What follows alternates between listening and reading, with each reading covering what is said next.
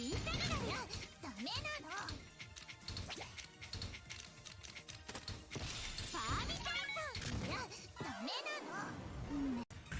ビビってきた。ほら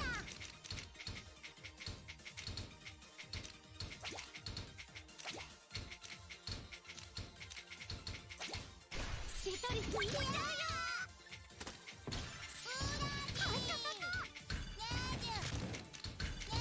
テトリスいっちゃうよ。ビビってきた。サイン解けた。ほらのうちょよ。完璧です。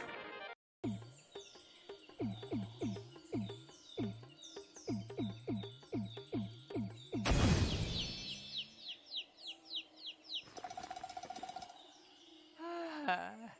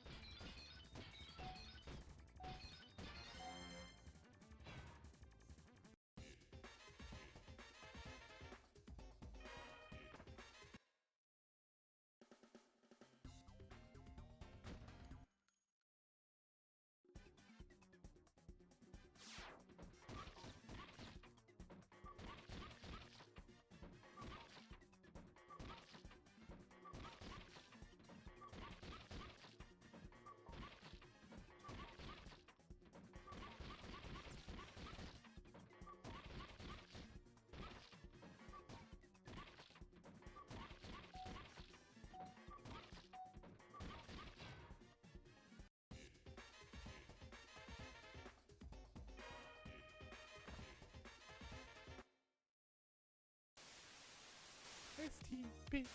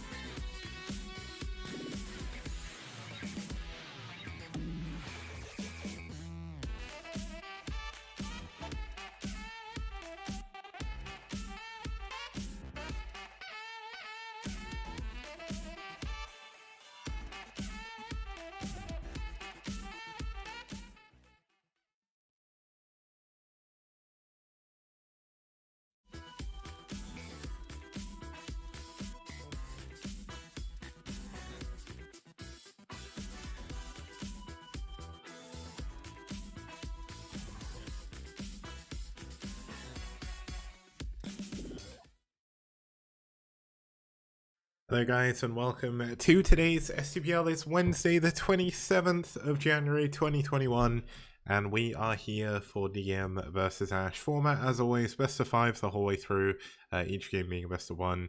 Set 1 to 4, all the lineups are selected in advance and all the games are played at the same time, with set 5 being the ace match, which means any player can compete again. Let's introduce our first two teams for today and then we can go from there.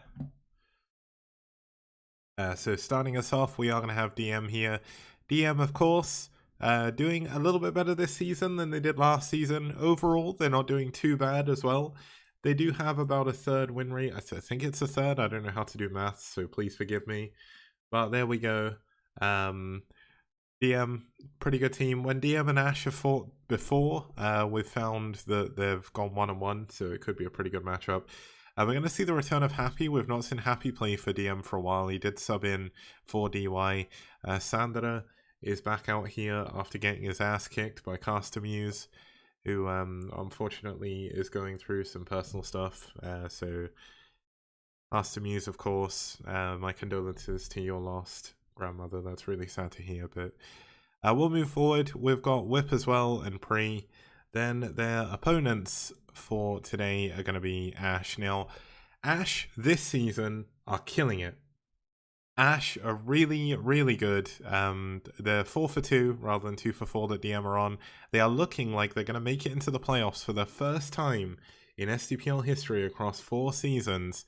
And that's been largely to the help of their roster: Radley, KwarK, HitEmUp, and OctZerg. Let's have a look at the lineups we're going to see here. It should be pretty good. We've got a ZBT starting us off on Rosen Bridge with Happy and Radley, the Ghost King himself. We've got Sandara versus KwarK in a PvP on Desert Dwellers. We have a TBT between Whip and HitEmUp. So we've got the two Canadian Terrans that play Brood War.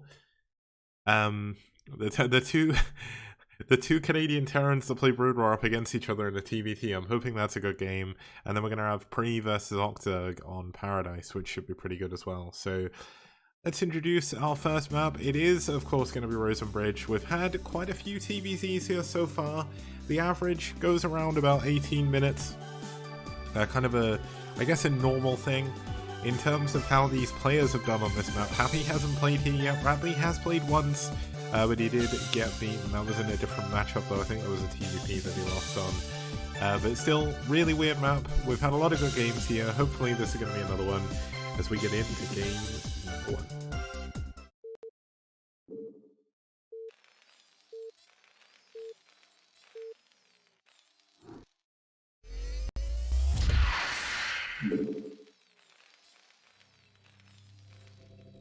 Okay, starting us off down here in the bottom right hand corner, fighting for Ash in the magenta, it's Radley, the Ghost King himself.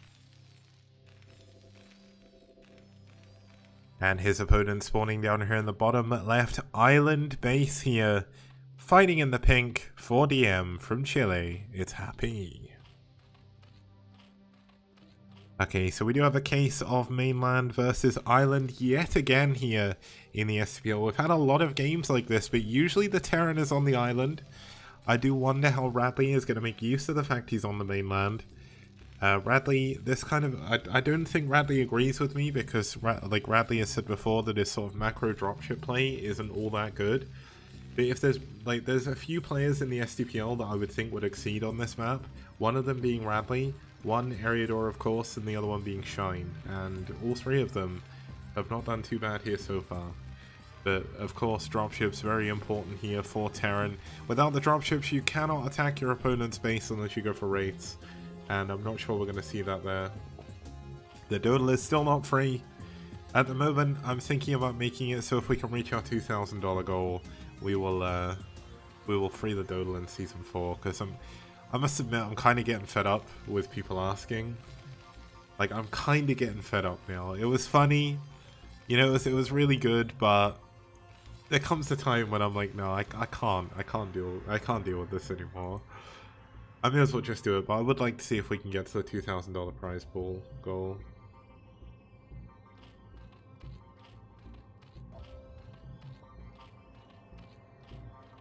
Now we will have a... Okay, this is a spawning... Okay, this is a nice building positioning actually. This spawning pool should make the gas mining a little bit more efficient. But it was a 12 hatch into an 11 pool into a 12 hatch, 12 pool, 11 gas. By the looks of it, looks like we are going to have Happy go for another expansion as well.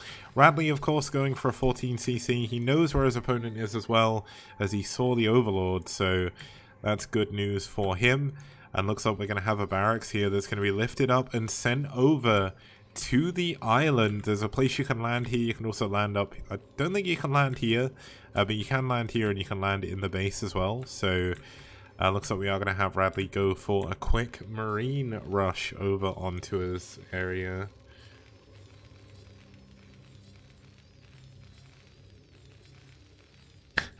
Also, Zedamadi in chat saying, it was never funny, it was a fight for freedom. See, even that is funny to me. They didn't have to make their Safe for Work logo, I just asked them if they could because I thought it would look better. That was all. That was the only reason why I used it. They made it for me. You can't make me a Safe for Work logo and then complain that I'm using it. Like, I don't think that makes any sense. But there we go. Okay, so Radley is not going to proxy his factory here, so he is just going to go over with the barracks. Interestingly, he's flying the barracks to the third base rather than... Wait, is he going to try and get into the main?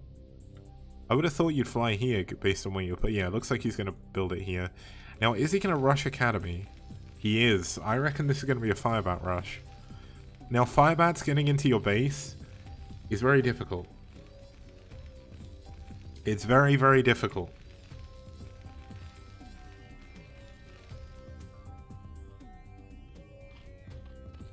Usually, like in a normal TVZ, running like 4 or 5... Oh my god, is this going to get scouted? Yeah, okay, so the barracks is scouted, so this shouldn't really do anything. But it is going to force out some lings, which is something that realistically, Happy shouldn't really be wanting to build, given the fact he's on an island. So you'll see that he's going to build 6 lings. There's already a medic coming out here. Now, if this medic can wall off this marine, and he can get a Firebat there as well, those 6 lings aren't going to do anything. But this is definitely an interesting idea. Firebat coming in. It is going to be that Firebat rush. Firebats do a bunch of damage in mineral lines if they can get there undeterred, but look at this, he's even forced out a Sunken. And this is really mitigating the sort of benefit of being on the island. Now here we go, the first Firebat is coming out. You see that a Firebat takes, I think it's 3 hits to kill a Ling. But he does have the splash as well, so it does a lot of damage. Now, yeah, the Sunken is going to mean that this Firebat on its own will not be able to do anything. But if he keeps building up bio here, he's going to force more Lings, force more Sunkens. And until that Spire is done, there is going to be nothing here to defend. So, or at least nothing to be able to kill these units. We've got 2 Firebats up here already. He could realistically stim past, but he's got 3 Firebats now, actually. Okay, so I mean, these Firebats probably aren't going to do too much, but they do have +1 armor to begin with, so that does help against the ones. What am I saying? against the things. Now we are going to have a starport coming in. We've got barracks coming in, an armory as well. I reckon we're probably going to see Valkyries coming out from Radley here, unless he goes for glass, but that'd be kind of strange. Now, is he going to be able to land this here? And so, like, eat some of the sunken shots? Oh, he's going to fly into the main. Okay, this is an interesting choice. Yeah, Firebat's help against the Sunkens because of the +1 armor. But there we go. Looks like the first Mutalists are heading straight over to Radley's base. It's going to be a little bit harder to hold on here. The first Valkyrie is coming in, but Radley going to be in a little bit of a... well, have a little bit of a problem here as he doesn't have that many turrets finished. And while there's not many Mutalisks, and they're not going to be back home to defend against the barracks, they're going to do a load of damage to this mineral line. He needs to repair the turret though, definitely needs more SCVs repairing that, but the SCVs bug out. And the turrets do not help too much here, but looks like we will have that first Valkyrie popping out very, very soon. We'll have to keep an eye on the... oh, the Valkyrie taking damage already. Definitely do not want to be losing this Valkyrie. It's so expensive.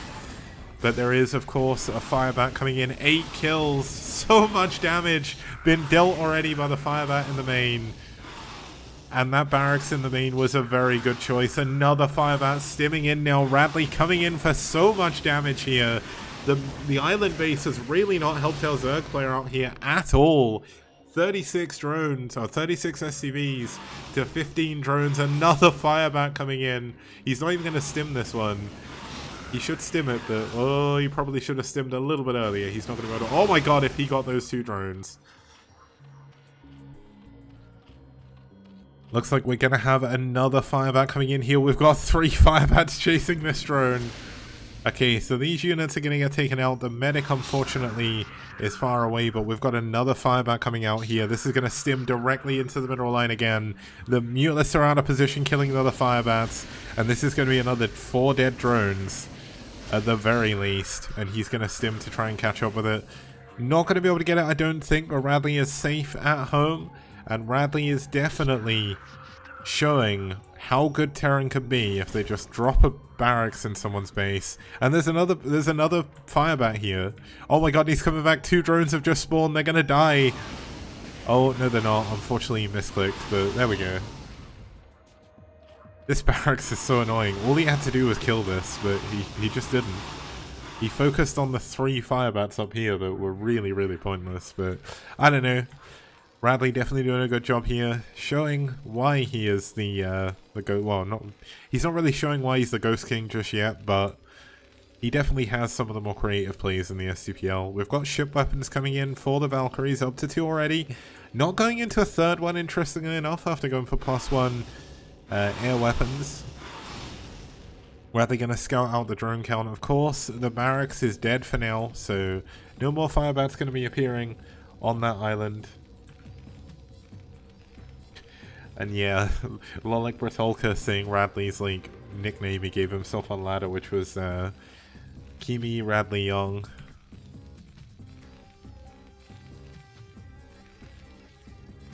Radley is definitely, like, in terms of playstyle, more similar to Boxer than I think any other foreign Terran. Oh, we've got another... okay, we have another missile turret being cancelled here. The Valkyrie's unfortunately not getting their shots off. Now, when +1 attack is done, these Valkyries... oh, no, he loses the Valkyries to Scourge. I clicked away from that at the wrong time, but here we go. Looks like the Medic Marine in the middle of the map going to chase away the 6 Mutalists for now. There's not too many Mutas. Happy using a lot of his lava up until now to rebuild his drone count. But oh, the Valkyrie going to go down for Scourge as well. So this means +1 attack is going to be absolutely pointless. Looks like these Marines aren't going to be able to get any of the Mutalists either. Does he cancel +1 attack? No, he doesn't, because he is going to go into Mass Valk still.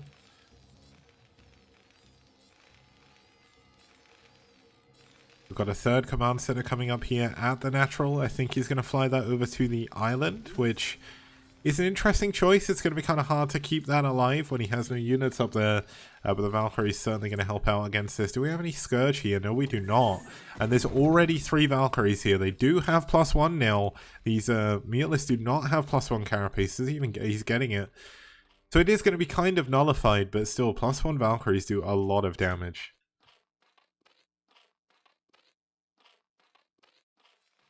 Now, Radley, of course, going to fly up here to the top right-hand corner. You can take the mineral-only base as Terran. It's not a big deal. You can use it as a staging ground to try and take a better base a little bit later on. Second engineering bay coming in, which means we should have the science facility coming in as well. That's going to allow him to go for +2 air if he wants to, as well as 2-2, of course, on his bio upgrades. The Mutalisks have sensed a command center somehow. They're flying up here, but don't quite see it. They just about miss it, so that was a little bit unfortunate. Oh, it looks like Radley's actually just going to fly to the main. I guess he's not going to waste his time with the mineral only. Valkyrie's taking out the Scourge before they can get hit. Obviously, one did hit there, which is a bit of a pain, but not the end of the world. He is building 2 Valkyries at a time. We're going to have the 4th base coming up here from Radley. And we are really going to start to see the hurt coming in here on these Mutalisks. If these Marines can take down the Scourge, the Valkyries should be able to control the skies. We've got 5 already. Another one coming in. No add-on just yet on the science facility, but he has built it in a place where he can fit one in. Radley, I will say Radley's SimCity on this map is actually quite impressive. Now look at this, the Mutant is going to be taking so much damage from that one volley of Valkyrie shots. Scourge coming in from the side though, does want to make sure he doesn't lose anything. Loses one of the Valkyries, a little bit unfortunate, but not too bad. Looks like Radley tried to do the micro to get the Scourge, but it is very, very difficult. So he is going to pull back to his turrets to just keep them alive. But Valkyries are so expensive, you really can't afford to lose any of them.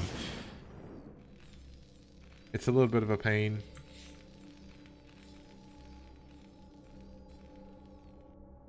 Looks like the Valkyrie's heading up here to try and get into position. Oh, and losing another.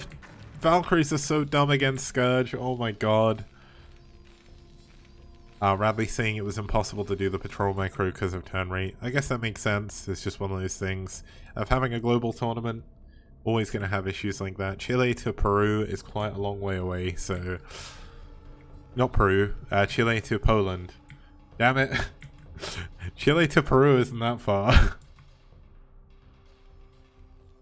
Yeah, 2 Scourge do kill a Valkyrie. Scourge are really strong. Now, nice micro on the Marine so far, getting a lot of damage off on these Mutalisks. More and more Valkyries start to come out here. Still no covert ops or anything like that, but we've got vessel production starting up. Looks like Radley dropped a bit on his bio production, but he is going for 2-2, or I think this is this 2-2? Yeah, 2-2 very, very quickly here. So nicely, what was I going to say? I forgot what I was going to say. Nicely macroed, I guess, is probably the best way to say it. The Valkyries doing a pretty good job here against the Mutalisks. And as long as he can kill the Mutalisk, Happy is going to find himself a little bit stuck on his island. Now, looks like one of the Scourge is taken out, but one does take down one of the Valkyries' health. But now Zerg are going to be kind of stuck on this island. Radley going to be able to expand again over here. We've got the base in the top right, defended by turrets against the Mutalisks. And a lot of the Overlords are going to start to become under fire here. And I think Radley may have been able to kind of break the Zerg here. Zerg is obviously able to get another base if he wants to. But if there's a big drop, unless he drops while the Valkyrie's away, which looks like exactly what he's going to do. I mean, these dropships shouldn't be able to do anything, these Overlords, but he's going to get so many... Oh my god, is he going to win the game with a Lurker drop? Radley doesn't have that many units over here anymore. He's got a lot of vessels, but he doesn't have much bio. His bio's up at the top getting ready, well, killing the Hive to be able to make sure that Zerg doesn't get a Nidus up here. But there's a lot of Lurkers here. There's a lot of Hydras as well, and the drops just keep on coming. Radley being a little bit lax on his Valkyrie control, leaving them a little bit in pain, but we've got a nice scan coming down. Looks like we're going to have a lot of irradiates come down on these Lurkers if he wants to survive here. But he is going to kind of micro back. We've got SCVs coming up here as well to kind of help this out. Nice micro on the Marine so far. Is Irradiate not done? I don't think Irradiate's done. He's not irradiating. He's going to D-Matrix. This is going to help him a little bit. But you need to micro really, really well with D-Matrix Marines. But it looks like he is going to be able to clean this up for the time being. More units going to be trying to come in here to deal with this, but we've already got the Marines here, and I think Radley is held, at least for the time being. Zerg is certainly down, but not out. Radley going to bring his other units back here, and he really should get into a position to defend against these drops. The fourth base is still up. We still have this third base up in the top right. We've got a fifth base now here for Radley. We've got dropships coming in. He should be getting ready to transfer some workers up to the top middle, I guess. But here we go, another big Overlord drop coming in. Happy has a lot of money still. He can afford to lose units, but he definitely needs to be dropping more units than this in one go. Looks like we do finally have Irradiate in here, irradiating the 2 Hydras rather than the Lurker. Oh, he did irradiate the Lurker as well, never mind. But more Lurkers coming in here as well. Marines moving into a position to intercept. If he can get them before they burrow, he's going to be in a good position. He's got nice spread on his Marines, so should be able to clean these up. We've got 5 Hydras over here, but there we go. Looks like Happy is annoyed with the map. GG. Radley wins game number 1.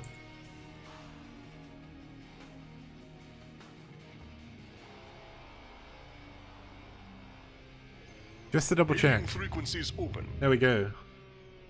Oh, thank you. I can't read your name for some reason. Thank you, Mugreto, for the host. I'll be back in just a couple of minutes.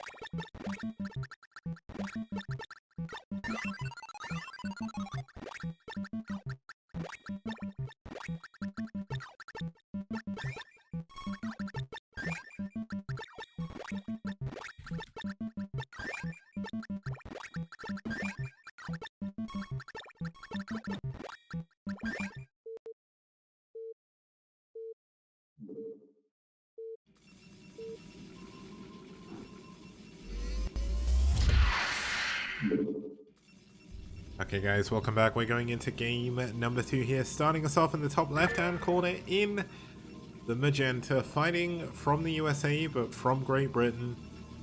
It's KwarK fighting Crash. And his opponent hailing from South Korea in the top right hand corner of the screen, fighting for DM. It's Sandara. And it's a PvP on Desert Dwellers again.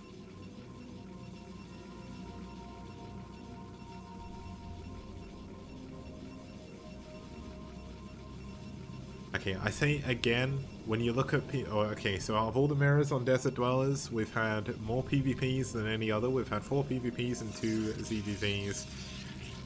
Because of how long one of them was, which was Venom versus Last, across the 4 games, one of which was a walkover, The average PvP duration is 24 minutes. I don't know about that. That's, I mean, the 42-minute game was kind of crazy. Yeah, Venom's game was really cool. Hopefully we get another good PvP like that, but I don't know. Overall, Desert Dwellers, I think, has been a pretty good map. Sandara has played on this map 4 times. He's lost 3 times, won once. And KwarK hasn't actually played here so far, so kind of cool to see how this is going to go. Is this KwarK's debut game in the STPL? No, KwarK has played 5 games up until now, and I've completely forgotten all of them. But he's only played 2 games recently, which is why I forgot. But basically, KwarK, one of the more old-school Great British players. One of the other ones was Midian, who I don't know if he's around anymore, but I think there was like rumors of him joining Ash, maybe? I'm not too sure, but he's definitely not played in the STPL. And yeah, KwarK is the guy that got banned from Artosis' stream for apparently stream sniping, which is what he wasn't doing. And there was a big load of drama between KwarK and Artosis, so if you're interested in that, I'm sure there's somewhere on Wikipedia that explains it, or there's a thread on TL or something. I know there was definitely a thread on Reddit where someone was trying to document the whole thing, and then KwarK came in the comments and was like, none of this is true. But yeah, KwarK definitely has like a British sense of humor, so I think a lot of the stuff he says kind of goes over, especially a lot of Americans' heads.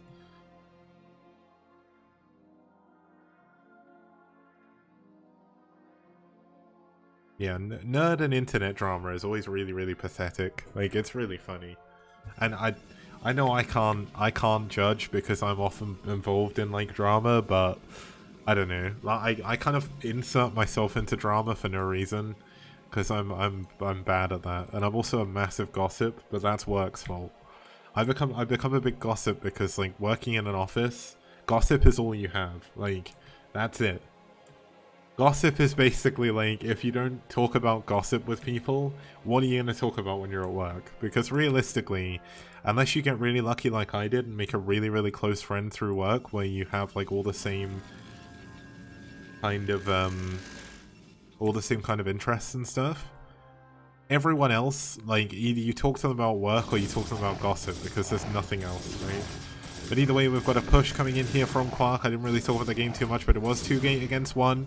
2-gate usually doesn't have a massive advantage, but obviously the more probes you can kill, the better it'll get. Nice moves so far by Sandara to try and hold on. He may save himself being, like, having his ass kicked by Custom Use again.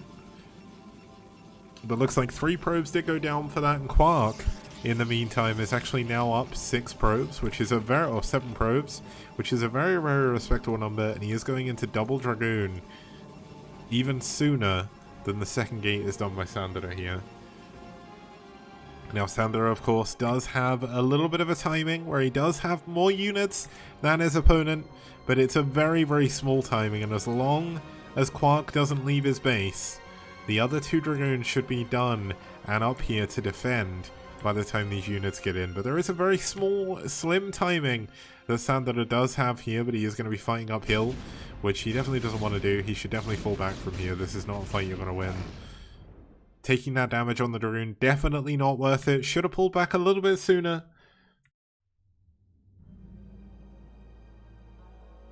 But there we go. Okay, 2 Dragoons coming in here as well. So it looks like KwarK is going to be the one going for a counter. Looks like we've kind of got counter into counter from both players here. And this is going to be important that Sandara gets away from this engagement because he cannot fight here. One of his Dragoons has already taken a ton of damage, and he is going to have to retreat back to the high ground, or this could be a very, very quick PvP. One thing you can say about KwarK this game is he has been very, very on top of building his probes. Up 9 probes now over his opponent, going into his Robo before Sandara does as well. So, I mean, KwarK is looking pretty far ahead in this game so far. In pretty much every way you could possibly be ahead in PvP.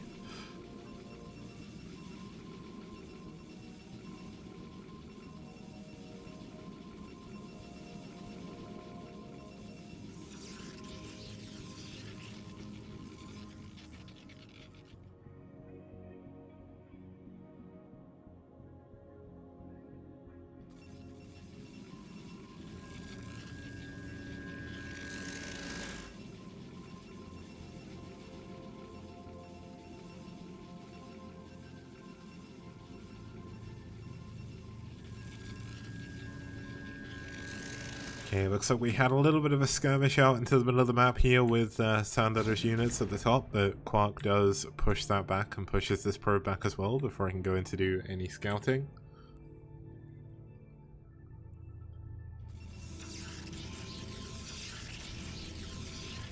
Looks like we've got the support bay and the observatory coming in, but once again Sandara has cut probes in order to do this. He's not actually building probes right now. He is starting the back up again.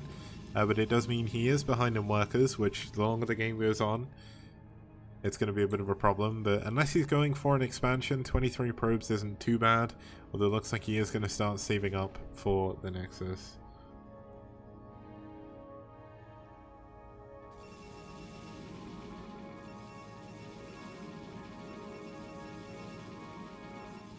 Now looks like KwarK is going to push in here. There is a nice concave by Sandara, which means that KwarK is going to have trouble pushing into this, but there is still mathematically more units here for KwarK, so if KwarK does want to push the envelope, looks like he's going to be able to. He's going to push forward with his zealots at first, but doesn't bring all of his dragoons together, so this means he is going to get a little bit of an edge, but Sandara is going to be able to fall back to his reinforcements. But KwarK looks like he's just going to break through here. How does Sandara hold this? Like, how would you possibly hold this? Okay, if KwarK sits out here and lets Sandara build a lot more units, then maybe he can hold on. But, I mean, just mathematically, it's 8 dragoons against 11. Wait, is this 11 or is this 9? It's 9. 8 versus 9. Okay, so KwarK didn't actually reinforce this, so he's going to fall back. But I feel like he could have actually just won the game there. Like, obviously you're pushing through a choke, which makes it hard. Yeah, 9 and an egg. I somehow selected the... Wait, where's the egg? Where is the egg on this map? Is there an egg here? Oh, it's on the ramp, isn't it, I think? Wait. No, but that doesn't make any sense. How would I... Oh, I must have selected this one. Yeah, it's hidden from the fog of war. It's here. I was like, where is there an egg?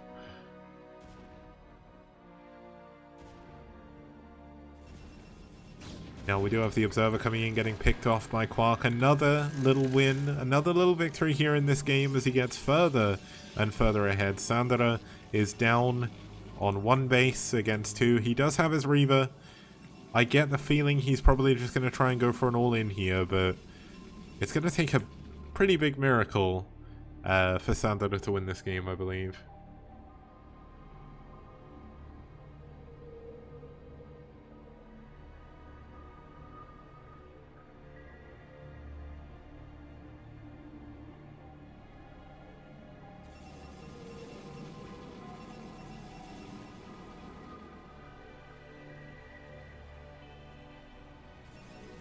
Okay, Citadel coming in as well, so KwarK is going to continue to tech up here, going into High Templar, could go for DTs as well.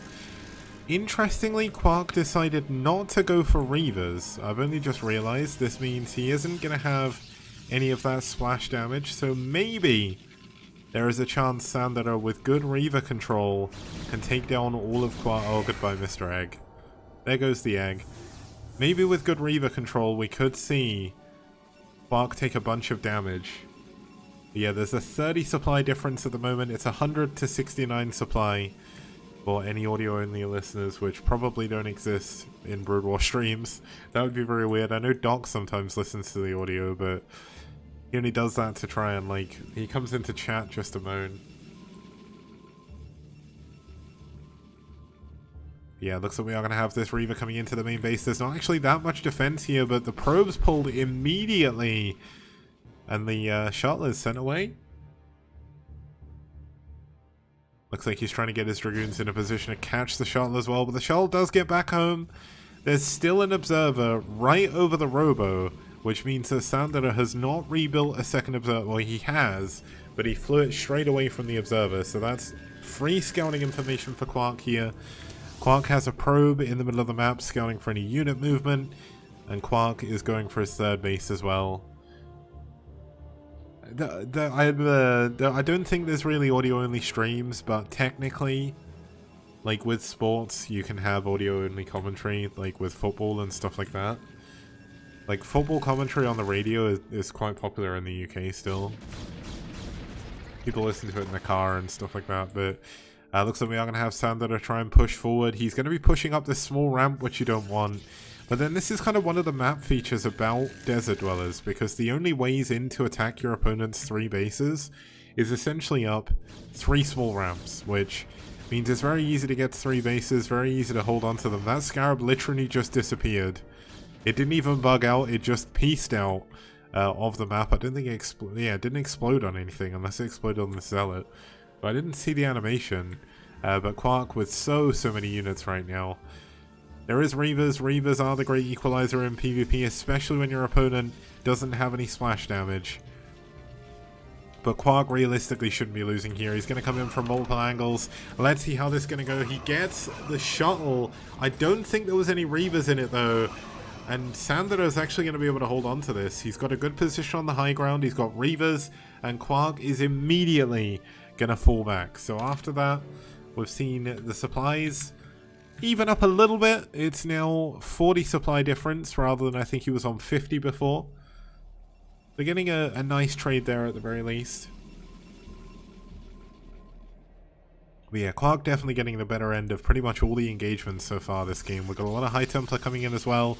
He could go for Archons, but Storm of course is the main thing you want in PvP. Storm is so strong, especially against Reavers, because Reavers cannot move out of Storm, and Storm does so much damage to shuttles, you can't really micro them out of it either, without it being very risky. But looks like more gateways being added on. It's 5 gateways to Sandara. We've got 1, 2, 3, 4, 5, 6 gateways for KwarK already, and that number, I think he's actually got 7, yeah, 7 up here. I mean, 7 versus 5 gateways, definitely not a position you want to be in. We've got Storm coming in for Sandara as well.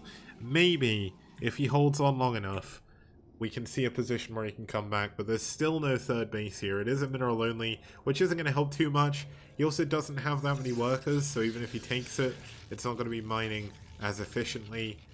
But I'd say it's still probably worth it. And we do have a DT dropping off into the main base, but there is a cannon already. KwarK is just prepared for everything. Like, I don't know how KwarK is doing this, but this is probably the PvP of KwarK's life right now. He's got an observer here as well. Like, how is this man doing it? When did the UK develop such good players in Brood War other than Cadenzi? Crazy. Doesn't happen. This is such a weird drop though. We've got a Reaver, a Zealot, and a DT.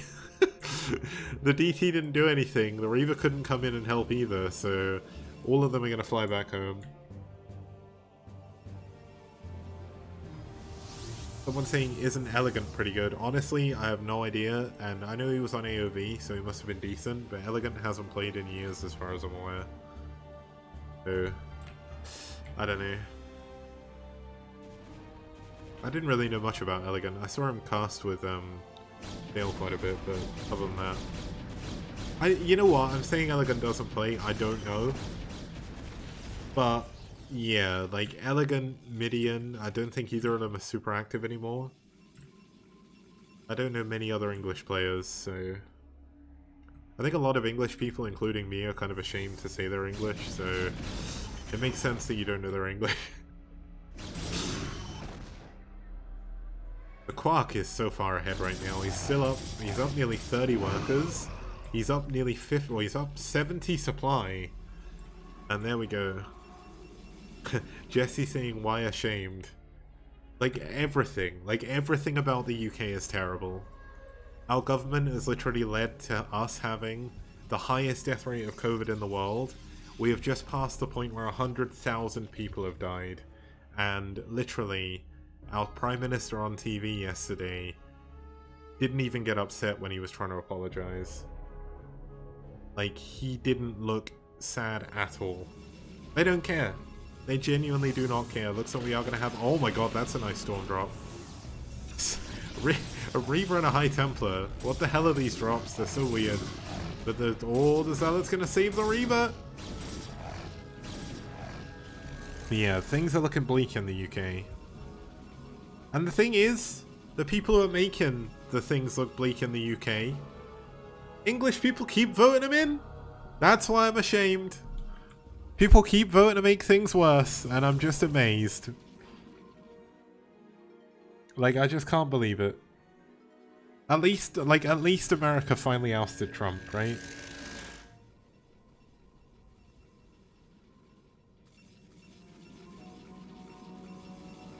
Zero saying politics are bad while StarCraft. That may be true, but this is my stream. People know that I get political. That's just how I am.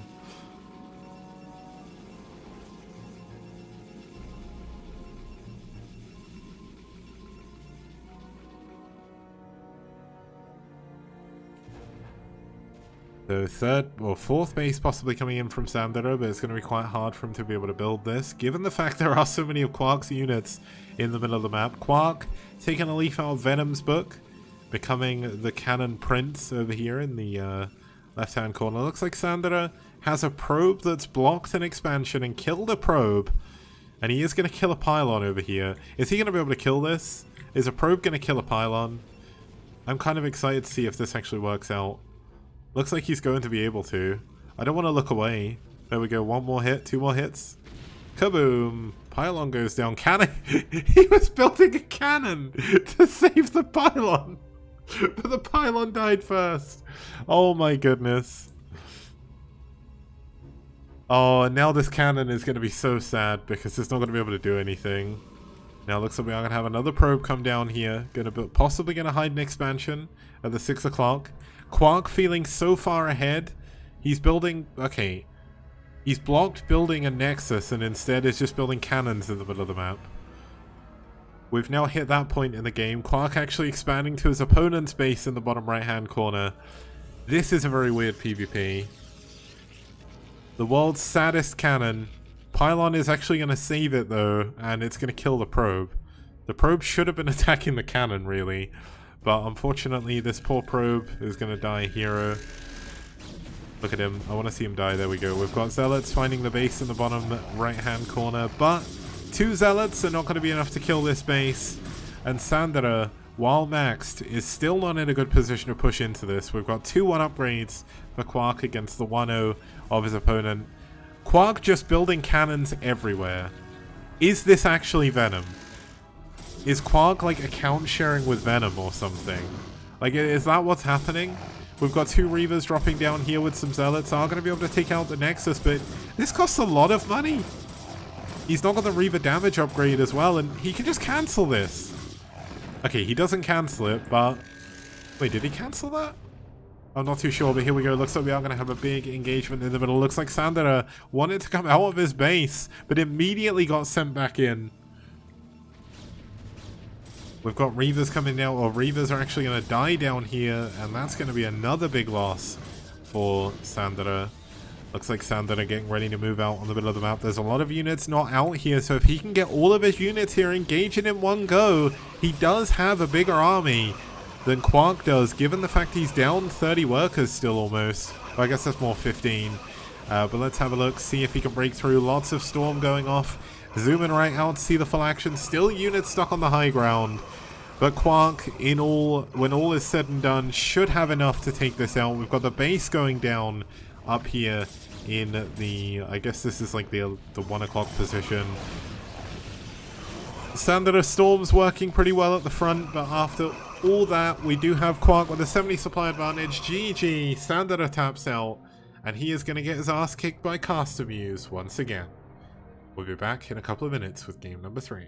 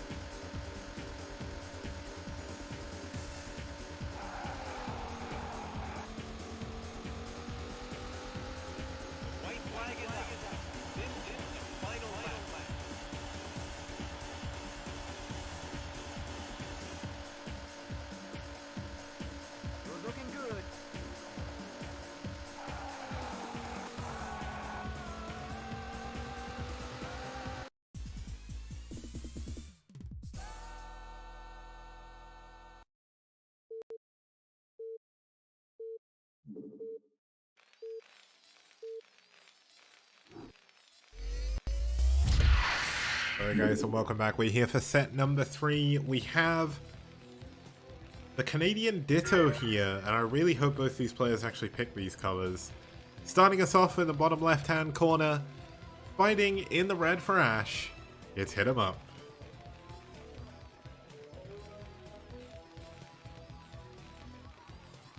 His opponent spawning down here in the bottom right-hand corner in the white, fighting for DM, it's Whip.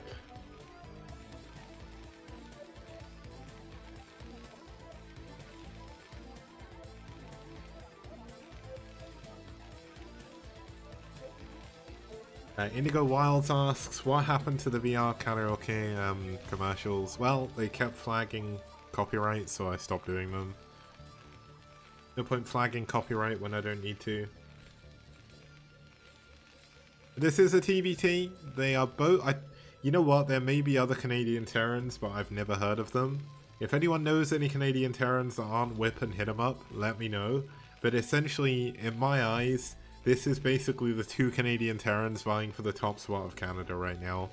Like, there's not many Canadian players in general. Obviously, you've got Dragon, who is clearly the best Protoss player, and in some cases you could say he's the best Zerg, but in ZVP at the very least. But, I mean, Terrans, the only two I know of are Whip and HitEmUp, and they're fighting right here now. If Whip cannot win this game, DM are going to be losing the series. HitEmUp acting as... is he still acting as the captain this season? I think he is. I can't remember, but he is fighting for his team. Win the match. Supposedly Draw and someone called Yosh are also Canadian Terrans, but it's been a long time since I've seen Draw play. I completely forgot he was a Terran. And Draw was Protoss. Yeah, Draw was Protoss. And Models is Protoss as well. I forgot Models was Canadian. I forgot you're even here. Yeah, Models is also a very good Canadian Protoss as well. So I'd put him and Dragon definitely up there at the top. I think Dragon is probably a little bit more active than you are recently, Models, so I don't know which one of you are better. But I would, like, at least in the STPL, given how active Dragon is, I can safely say that Dragon is. Oh, Models is apparently back. If you're interested in seeing Models play, you can check him out on his stream when he starts streaming again.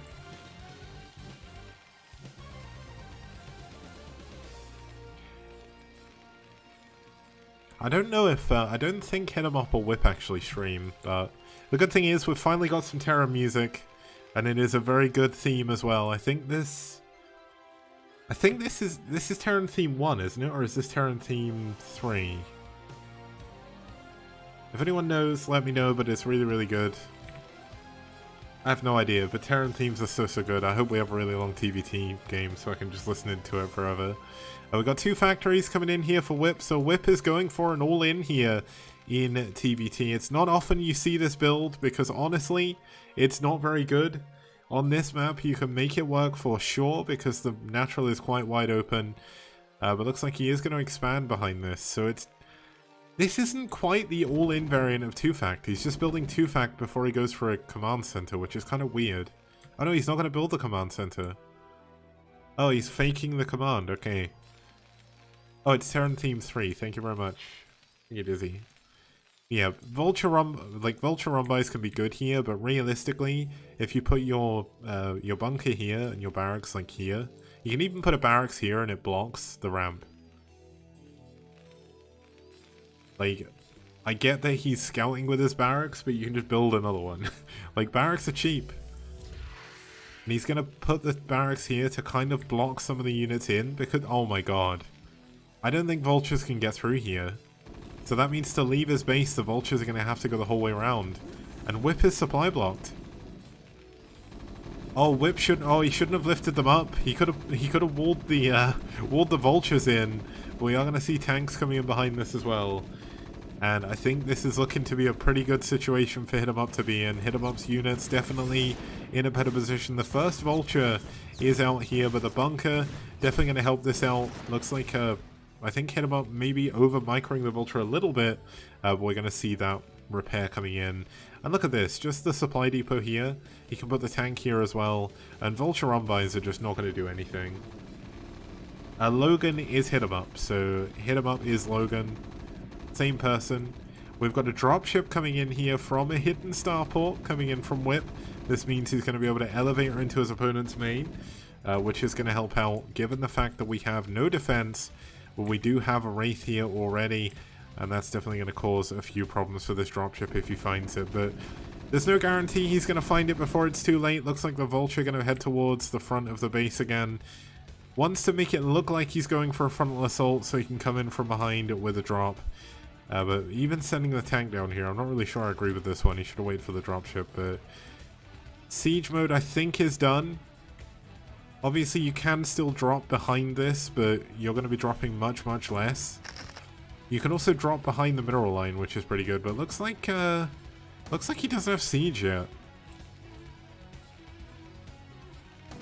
He is going to just outrange the bunker anyway, but he is going to... Well, he's forcing a repair. We've got a dropship coming in with 3 vultures. This is a good move.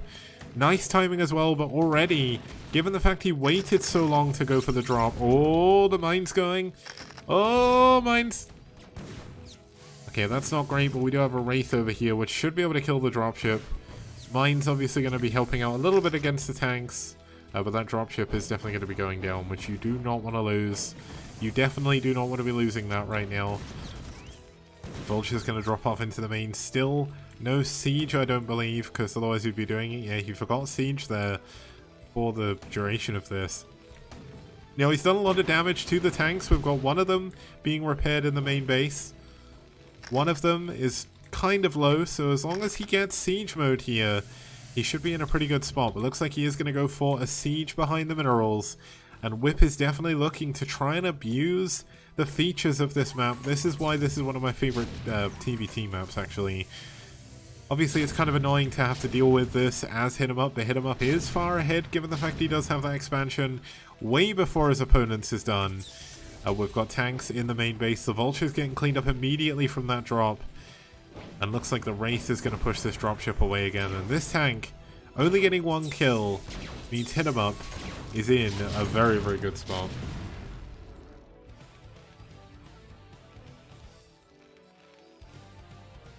Now Whip is going to try and get his way back in. He is spamming a lot of SCVs on one of his command centers because his minerals did go quite high. He doesn't have much gas at the moment, given the fact his second gas isn't done. I almost feel like it'd be better to cancel these SCVs and build a command center. Going for a third base here wouldn't necessarily be a bad idea. Obviously, HitEmUp is in a very good position. You're behind, and you need to find a way of getting ahead. And in TBT, building up a big army and attacking is not going to win you the game. Especially not on a map like Pathfinder, where it's very, very easy to defend. You need to play greedy to come back. So I think we need to see a third base quite soon from Whip if he wants to come back in this.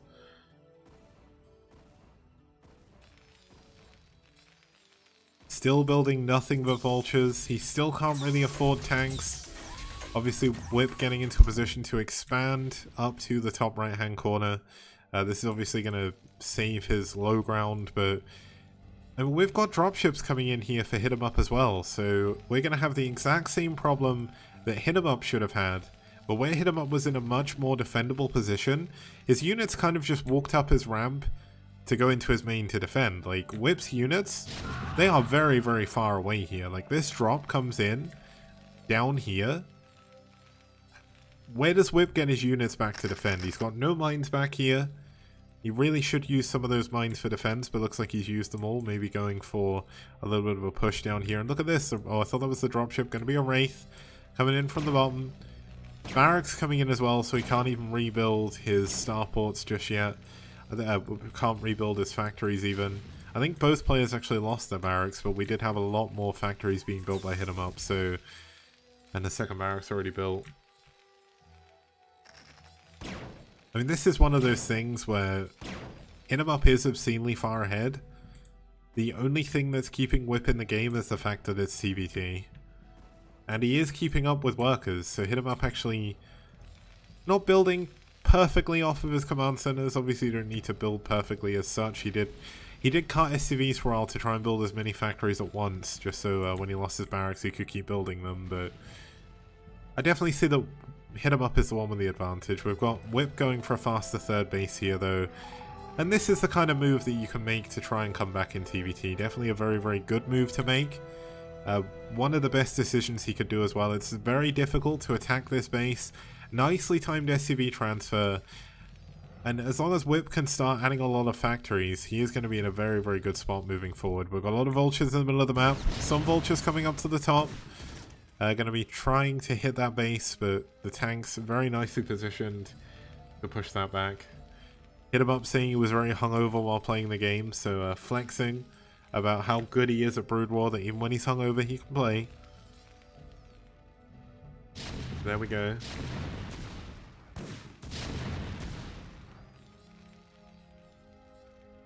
Now, looks like we are going to have an elevator play coming into the main here. If you can siege 2 tanks on the low ground and start to drop on the high ground, you can do essentially what Fancy did against Jangbi in the 2011 TVing OSL, where it was basically just... I mean, look at this. Look how annoying this is, but oh my god, Whip with 2 tanks in the perfect position just off screen, immediately killing those tanks as they sieged. And the dropship is being pushed away. Whip has definitely not built his stuff too close. I mean, there is this supply depot. But look at this, the table has turned. He's got Cloak Race himself. And all of a sudden, this play isn't doing as well as it should have done. And Whip defends. Now, if he gets all 3 of these tanks and that dropship, he is going to start to even up the supply. And he is ahead in workers now. HitEmUp is now the one in trouble. Very nicely played by Whip here so far. Oh, it's really cold all of a sudden. But there we go. Looks like we do have the 2 tanks here. Just building at time. He doesn't have the third add-on yet because he doesn't have the 3rd gas. We've got another dropship coming in over to the top right, but Wraith's already in a position to try and intercept this. Looks like units pushing through the middle of the map as well. Whip is trying to go for a little bit of a checkmate here, get into an amazing position. Tank in the mineral line, going to be helping out against this tank, but losing it, but not without losing too many SCVs. Whip is starting to build up quite a bank of minerals as well. He definitely does need to add more factories. That is the one thing that's really hurting him throughout the course of this game, but I definitely give Whip the advantage now, even though HitEmUp is even on supply. Like Whip, when you look at the way the map is kind of... The map isn't split at the moment, but the way the map is kind of divided up at the moment, it means that Whip has the positional advantage. Like, if he can hold this middle ground, he's going to be in a position where he can push this base, which is the most easily takeable gas expansion for HitEmUp. And he is going to basically starve HitEmUp to death. But looks like we are going to have 4 dropship or 4 vultures dropping out here. Over in the top right, the vultures getting dropped in tank fire though, so they pull away immediately. He should just drop behind the minerals. Okay, he's going to drop down here. Wraith's not in a position to defend this time. Where are the Wraiths? He's got the Wraiths at the front actually trying to do some damage, but here we go. Looks like he is going to attack some of those tanks. This could be a little bit of a misstep here. Whip getting maybe a little bit too overconfident, trying to siege down some of those factories. Going to be finding himself losing a lot of his tanks here and losing his position in the middle of the map. And that is not something you want to be doing in TVT, especially when your opponent has so many more factories than you. They are going to be able to rebuild. Looks like the vultures all did die, so the dropship just going to be kind of sitting there. And HitEmUp is now going to be able to expand to his 3rd base here at the 6 o'clock location. +2 attack now coming in for Whip, which is obviously a big damage output boost. We do have +1 done for HitEmUp as well. I don't think HitEmUp has his... Yeah, he doesn't have his science facility, so +2 is not going to be done here. But HitEmUp is in a good spot. He's pushing forward with a lot of tanks here. I maybe don't agree with this too much, but look at Whip's positioning on this one tank. That is so good. It covers this area. Looks like HitEmUp is going to take the center of the map here. Doesn't want to push too far forward though. Whip is in a good defensive position. And if he loses tanks, he is going to be in trouble. And that looks like what these tanks are going to do. They are going to go and die. But that is still a good position for HitEmUp to take. Whip is trying to expand to a 4th base over at the other main base. This is of course the 3-player map, which means that base is kind of the most important base on the map in all fairness, in Pathfinder. But the longer the game goes on, the further ahead Whip is going to go ahead, unless HitEmUp can do something about it. Looks like he is going to be able to get in to cancel this fourth from coming up. And he of course does have this position in the middle of the map, which means he is now going to be free to expand up here if he wants to. It's not an unbreakable position that he's holding. The siege line is a little bit skew-whiff, so it's not in the perfect location, but we've got a tank dropping off here into the main base. Gonna make it a little bit harder for him to take.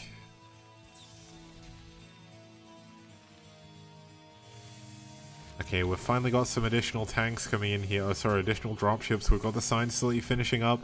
+2 attack needs to start as soon as possible if he wants to be able to keep up with Whip in the late game. We've got some more vultures heading up to the top and middle just to kind of keep an eye on what's going on.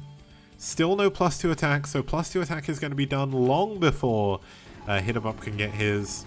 We've got some nice scans coming in, but we can already see so many turrets have been built with his excess minerals. He is going to be able to drop off into the main base, getting a decent amount of damage. If he can cancel +2 attack here, that would be a very, very big win. But looks like these tanks are going to be focusing down on these SUVs. Tanks in the main base, helping defend against this as well. And +2 attack is going to be saved.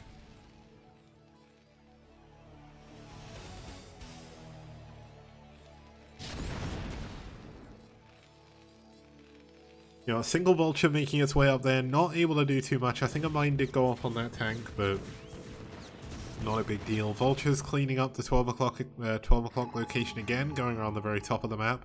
Looks like Whip going for a scan to see what's going on with those vultures as well. So he's going to move some more units up to the top right. We've got the science facility dump for him, double dropship coming in at a time. And we are heading into the stage of TBT that I absolutely adore. Dropships everywhere, turrets everywhere.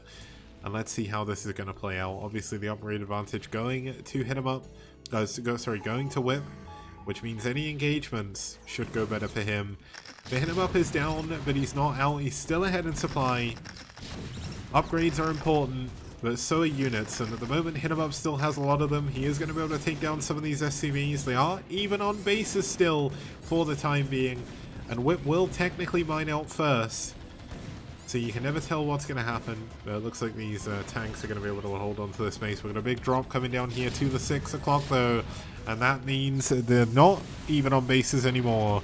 The dropships containing a lot of vultures, which means they're not as strong against these tank drops. You kind of need Tank Goliath if you want to be able to clean these up. But we'll clean it up anyway.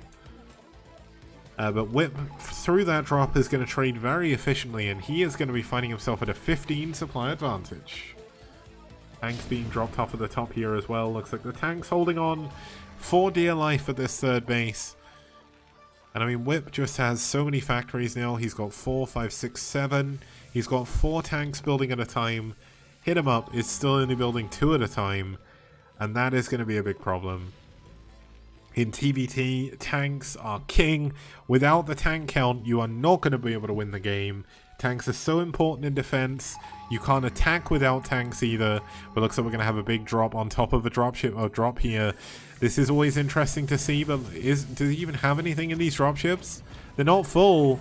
Oh, this is not going to be a good drop. He needed to drop way sooner than that. I think HitEmUp is going to lose this game.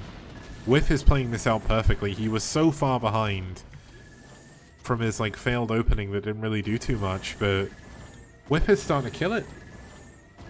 Positionally here, Whip is in an incredible spot. Whip is ahead now, 30 supply.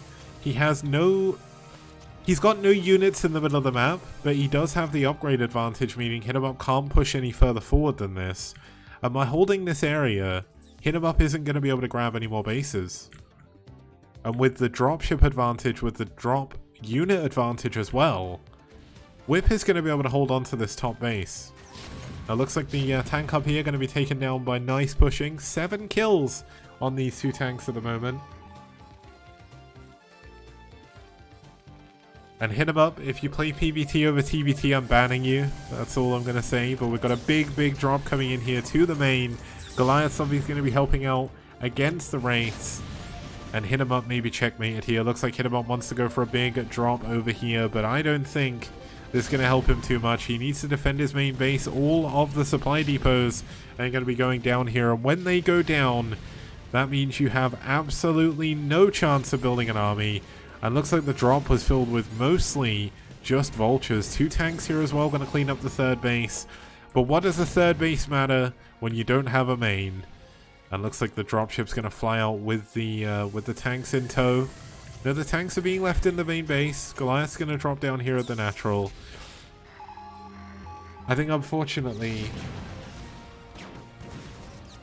I think unfortunately that this is checkmate. HitEmUp does not have enough units to be able to deal with Whip, but looks like he is going to move some tanks into position.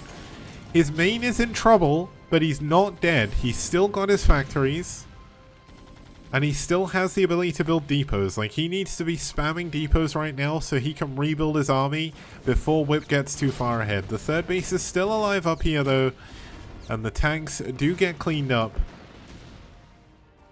But they're still even on workers, so all that remains is the units. If he can deal with the units, he can come back. It's TBT. And we've got some dropships coming up to the 12 o'clock location again. He drops one of his tanks off in the path of that +2 tank. And it does mean he's going to be able to secure this location. An SCV waddling up here as well. So he is going to be able to expand on this location as well. This reminds me a lot of how Flash used to play TBT and still does. Where he just drops a single SCV and just expands. But the third base of HitEmUp is going to be under fire here. There's not many units down here to defend. One of the dropships is going to get taken down, and as long as HitEmUp can expand up here, maybe he can still hold on. The game is not done. Whip, of course, is mined out his main as well. His natural was taken a little bit later than HitEmUp, so it is a little more... It's kind of a lot more healthy, but the third base is going to be mining out a lot sooner. So as long as HitEmUp can basically repair this command center through the pain, he should be in an okay position. We've got tanks in the main base still, but they're not really in a position to be able to push forward. And HitEmUp is going to expand up here to the 12 o'clock location. We're just waiting to see the command center come in.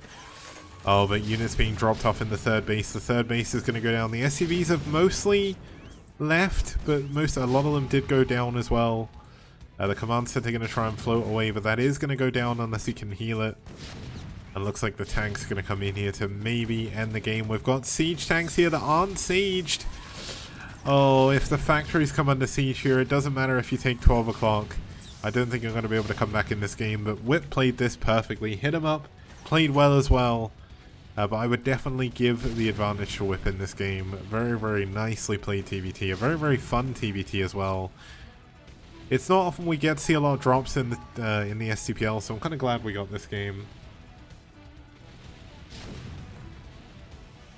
Yeah, this is pretty much checkmate. HitEmUp only has the 4 factories.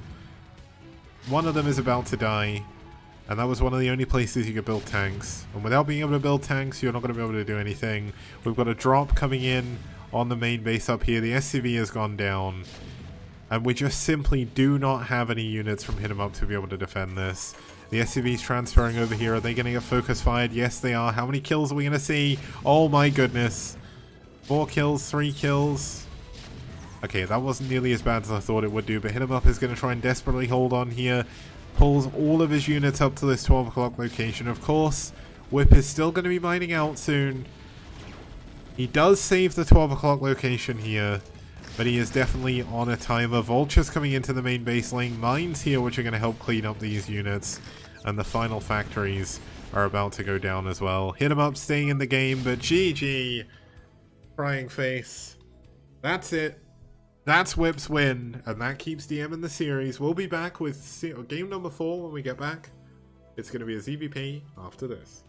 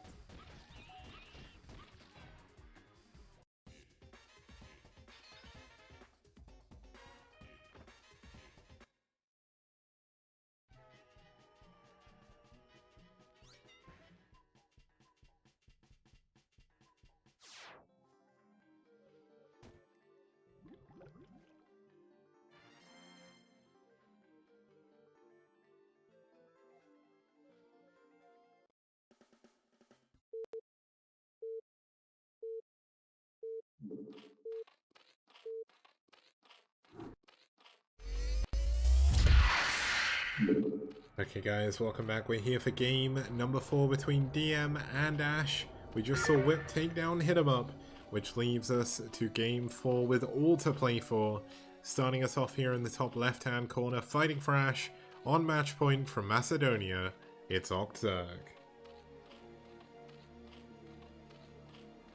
And his opponent spawning down here in the bottom right hand corner in the yellow, fighting for DM from Chile, it's Proleague.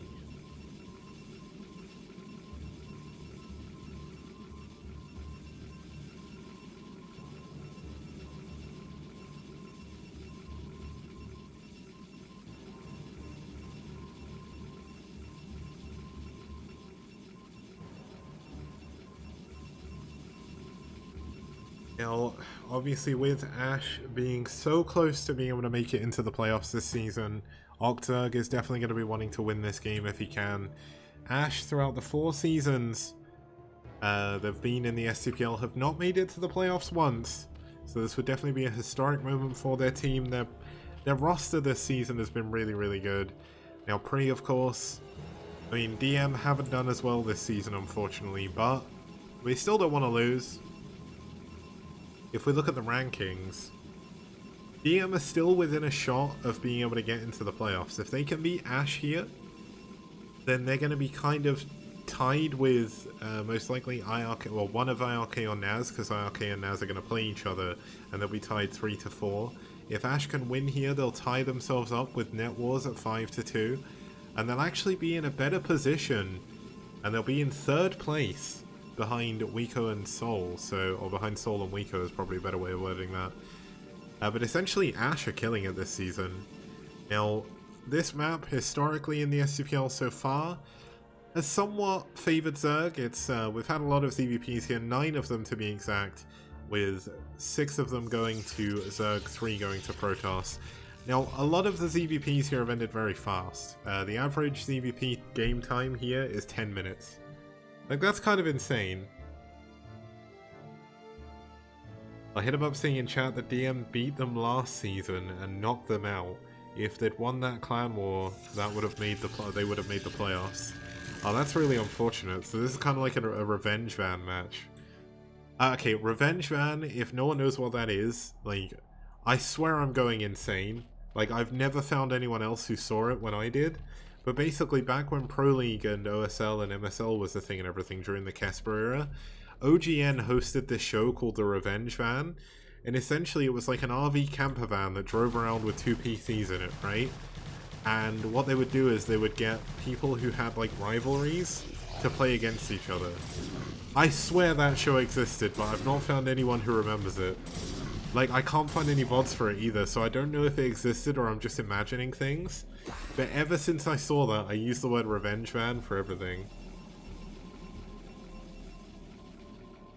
Someone must remember that, but yeah, looks like 4 Lings are just going to get into the main base, so they don't get too much damage done. One of them does go down to a probe as well, so... I mean, 2 Lings getting in is not the biggest deal. We've got 2 Zealots out here. They are going to be able to go for a little bit of a counter.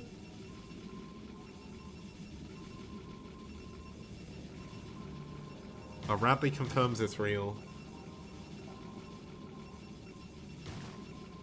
And we do have 16 drones to 14 probes at the moment, which is not really a situation you would normally see, but it's not the end of the world for Pre. Apparently it was on NBC. Okay. I thought it was an OGN thing. Maybe that's why I can never find it, because I'm always looking at the wrong thing. Yeah, that Ling is doing way too much damage. Oh my god, the Ling gets a probe. 17 drones to 16 probes now. Okay, the Ling is finally cleaned up, but that did way more damage than it should have done. It looks like Zealots are going to come in here. 1 kill so far on this Zealot. The second Zealot going into the main. I almost feel like he should have kept his Zealots together, but look at this, OctZerg going to use his Mineral Walk ability to go through and expand to this 3rd base, as well as keep his drones from his natural alive. And this Zealot not really going to be able to do too much. The Zealot in the main base has already been cleaned up, but not without taking one of the drones with it. Even on worker supply now are both of our players. I'd say we're in a pretty good position. Now, the funny thing is, OctZerg is trying to mine from his natural. Okay, so it is going to go there. I was going to say, if you mine from behind these minerals, does it go to this hatchery or does it go here? But it does look like it's set to go to the right hatchery, which is good. Now, one thing to note about this base is until you mine out these minerals or kill the egg, we've got a lot of eggs in STPL maps this season, you can't get units out of here. So if you're going for some kind of 3-hatch Hydra bust, which we're not going to see from OctZerg here, you don't want to take that base, because your units will just get stuck. Looks like we're going to have another load of... Oh my god, the Ling's going to get into the base again. There's no wall here. There's 2 cannons. So, okay, the cannons managed to hold on. The Dragoon survives within an inch of its life here. And OctZerg complaining about lag. Oh my goodness. Macedonia versus Chile. I mean, I don't know how lag affected that really, but I mean, I'm not a player, so there we go. And we've got the... Okay, so these minerals are mined out, which means he can get units out of his base now. But it also means Pre can walk units in. Pre, meanwhile, back at home is going into a Stargate after Citadel. So we could have a very fast Templar Archives here, but looks like he didn't go for Templar Archives before...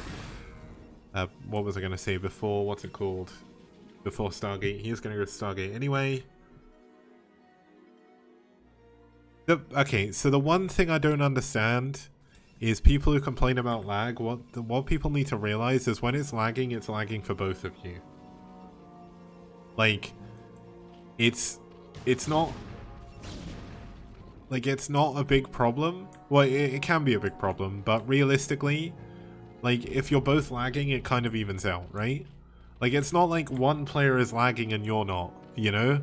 Or like you're lagging and they're not, or something. That doesn't happen. Like, you're both playing with lag.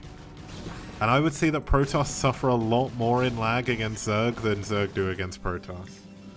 And that's because Hydras are damn good units. And Lings are good as well. Like, Lings ain't great.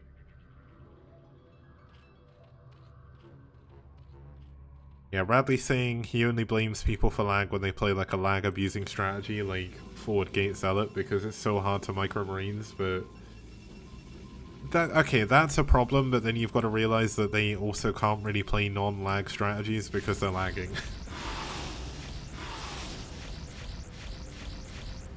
Yeah, Lings are pretty good with lag because you don't really need to do too much. You just sort of A-click and then they deal with it. You know, I mean, he surrounded the Dragoon there and the Dragoon got out. I don't necessarily think that's lag's fault. I think it's because he microed away. I'm not too sure, but we've got a lot of mutas coming in here. There's only a single Corsair at the moment, and the second Corsair, oh, 2 Corsairs now. The second one just finished. But this is going to be a tough situation to hold on to because there's so many Mutalisks, and if you're lagging, why do you go Mutalisks? Surely this is like the worst possible build you could do in lag, right? I'm not a Zerg player, but I know that whenever Cadenza used to play against me, she would never really go mutas when she was in Korea. Because mutas, you need perfect latency to play them properly. Especially against Corsairs, right? Looks like the Scourge coming in here. Corsairs trying to move away. We've got a single High Templar here, which should get targeted down. Looks like he doesn't quite kill it. Misses one of the shots. The cannons now going down. The Corsair's going to be in trouble without any cannons protecting them. And the Mutalists are still doing a bunch of damage. We've got an Archon finally. This is going to help him come in and clean this up. But the cannons in the main getting cancelled once again. Corsair going down. And that is not a position you want to be in. Looks like the Mutalists going to be taking a lot of damage. The Archon coming in. While they are microing against the Archon, obviously the Corsair's doing a lot of damage. So a lot of these Mutalists have been taken down now.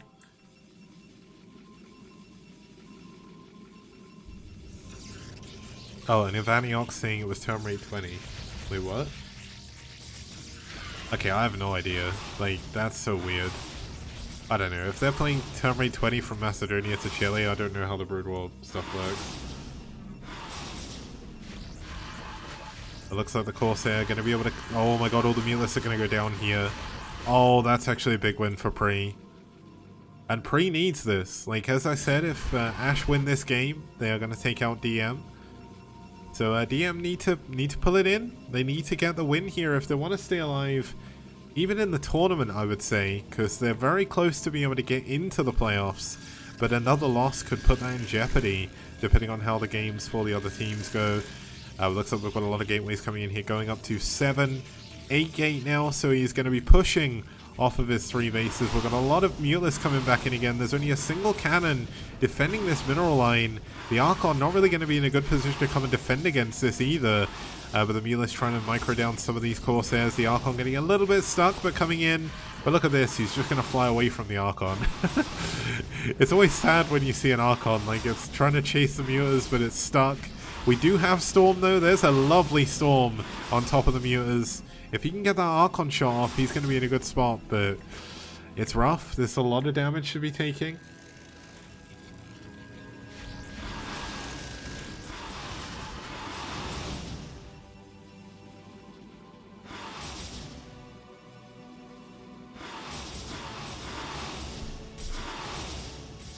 Now the Mutas are, well, they have taken a bunch of damage. OctZerg still only on 3 bases.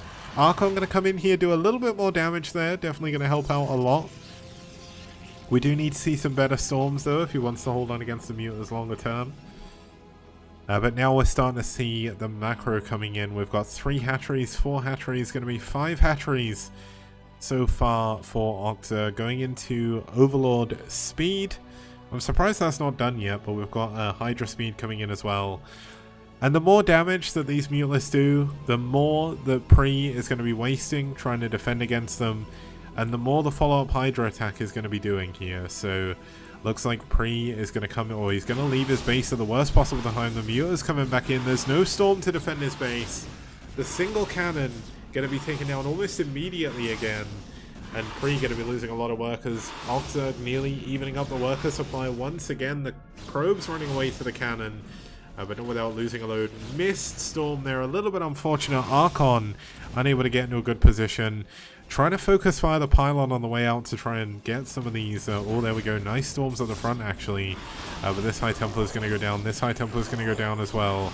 And it's 4 Dragoons against the world right now over here in the middle. He is going to pull back to his cannons. Can he get at least a couple of these Mutas? He gets one.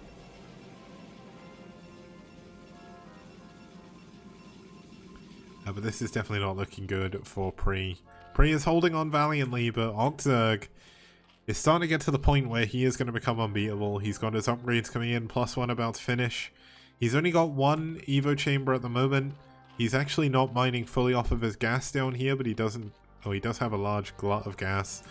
But you can see that the Mutala's coming back into the main base. And there's just so much trouble here for Pre to just get his units in the right position. It looks like Pre wants to go for a counter, but this is definitely going to be ill-fated. We can obviously see this, given the fact we do have full vision, but Pre needs to pull back, and he needs to pull back now. He cannot fight that number of Hydras. Looks like the Archon trying to get into a position to attack the Mutas. The Dragoons stuck on the high ground, trying to get up the ramp. But this is going to be a problem. This is going to be such a big problem. Looks like the Muta's going to be soaking up a lot of damage from these Dragoons. Archon at the front going to be taking a lot of damage. Going to be able to deal a lot of damage as well, but he needs to stop over microing this this Archon, I feel. Now the Dragoons are actually trading pretty well with the Hydras coming up the ramp. Due to the positioning of everything, the Archon goes down though. And this is when Pre's going to be in trouble, because Pre cannot hold this ramp anymore. He's got 2 High Templar here. They both do have Storm.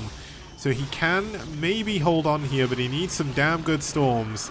Nice Storms to begin with, but the Mutas are still alive. The cannons are under fire here, and it looks like OctZerg may have done it. OctZerg has broken through. He's going to be able to stop. +2 attack coming in. It's going to be so tight, but looks like it's not going to finish. Another big Storm, though. But it's not enough. He's lost his forge, he's lost his gateway at the front, and he's lost his wall.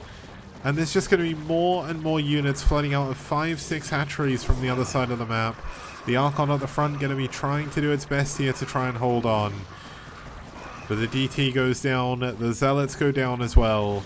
And Pre is on borrowed time. His cannons are going to be unpowered as well, but the pylon going down. And the natural is under fire here. And it looks like Ash are going to make their way into the playoffs. I think they're going to be able to make it into the playoffs with this series. And this is a really well played game by OctZerg, but Pre did his best, and he tried, but he just suffered so much from the mutas. GG! Pre taps out. And we are going to go into the end of the series.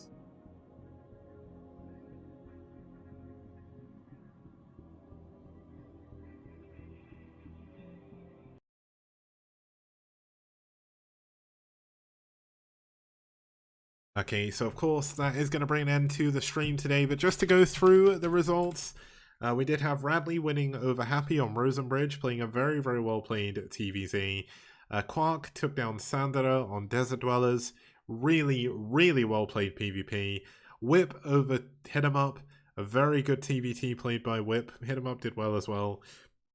And then OctZerg kind of dominating over Pre in the final game. Pre never really able to get a hold and a grasp on dealing with the Mutalisks. And yeah, it kind of, when you fall behind in PvZ, it can be so hard to come back because Mutalisks are so annoying to deal with. But Ash definitely going to be looking forward to their possible chance in the playoffs. They're going to be tying up now with Net Wars near the top of the table, which is really, really impressive. Really, really well done. I'm going to find someone to host. Once again, of course, a massive thank you to our sponsors, Esport Fund and Maturino. A really big thank you as well to all the people that have supported the prize pool. If you want to help the prize pool, please do head on over to the Maturino link. You can also sub to us on Patreon as well, where you can get access to all of the replays from the STPL. There's 2 tiers. Our current prize pool goal is $2,000. If we make the $2,000 by the end of the season, I will free the Dodal in Season 4. That will make people happy, rather than, because I don't think we're going to make $3,000. That was me being a little bit over the top. I was kind of hoping we'd make it, but I don't think we're going to be able to do it. But yeah, we're going to free the Dodal if we can make the $2,000. So if you want to help make that happen, head on over to Maturino, hit the code in STPL S4, and that adds 50 cents to the prize pool, completely free. And of course, you can donate there as well if you want to. But that is going to be it for me today. I will see you guys on Friday, where we'll be heading into 2 more series. It's going to be, what are the final 2 series? IRK versus Naz, I think, is one of them. And the other one is, what is it? It's Wiko versus Rev. So Wiko versus Rev will be first. IRK versus Naz will be second. It's going to be a good one. You guys next time. I'm going to host Koget because Koget is streaming. And unfortunately, Terra, I would have hosted him, but he missed his game against DeWalt this week. So that's a little bit unfortunate. I'll see you guys next time. If you're watching this, you're watching the STPL. Hopefully, you've been enjoying what you've seen so far. If you want to help me make more STPL content to bring more tournaments to you, please support us on Patreon, which you can find up here. And also, there's so many different things you can get through Patreon. One of the main and one of the easiest ones to get is, of course, access to all of the replays of the STPL so far. We've had some amazing games, such as some of the games you can see just over here.